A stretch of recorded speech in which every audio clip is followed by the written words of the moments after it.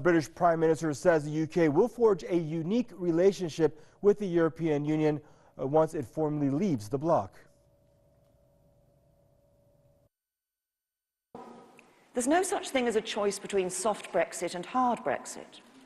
The line of argument in which soft Brexit amounts to some form of continued EU membership and hard Brexit is a conscious decision to reject trade with Europe is simply a false dichotomy.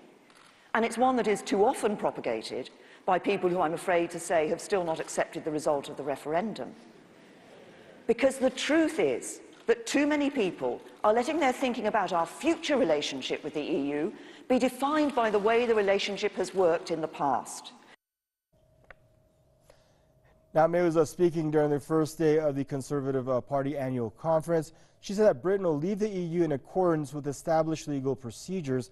Prime Minister has also unveiled the British government's plan after its formal exit from the EU. She says the formal process will take place by the end of March of next year.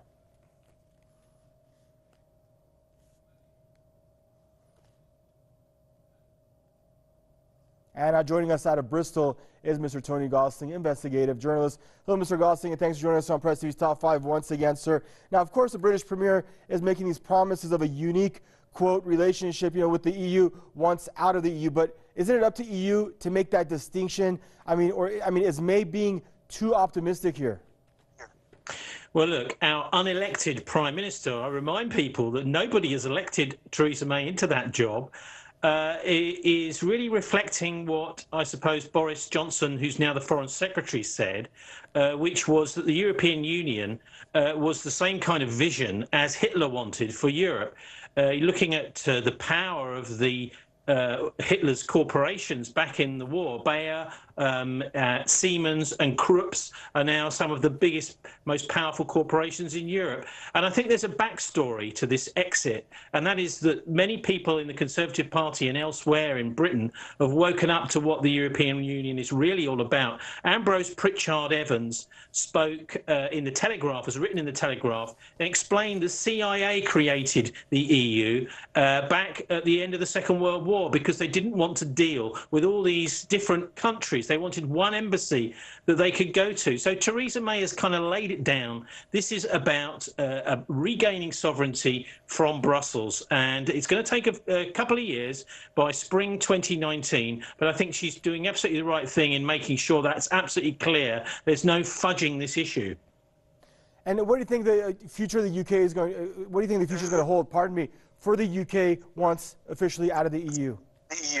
Well, that's a good question. At least we'll be the masters of our own destiny. We keep hearing that many of the industries are going to be going out of Britain. The car industry, for example. Last week they were talking about Jaguar Land Rover and Nissan may have to leave Britain. Well, anyway, sorry, folks, but these are not British industries. They are actually owned by companies like Tata in India and, of course, by the Japanese.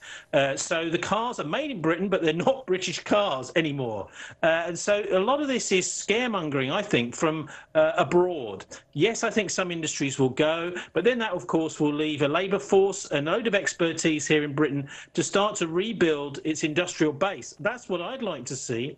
The control of borders, though, is going to be, I think, absolutely crucial. And the Conservatives have decided that there's going to be no fudging that one at all. By the way, the migrant crisis we've seen, which has largely precipitated the vote for Brexit at the moment, is actually run by the mafia. And the reason that the European Union has not dealt with it is because the European Union would rather deal with the mafia than it would with the 500 million of us European people. That's one of the problems with the EU, and that's why I think it's going to fail. We've seen Hungary also today really sticking two fingers up at Brussels, as many other Europeans would do, the Italians, the French, and even the Germans, if they were given a chance. Luckily, Britain has had that chance, and it's been very decisive that we've said, no, we don't want to do business with Brussels anymore.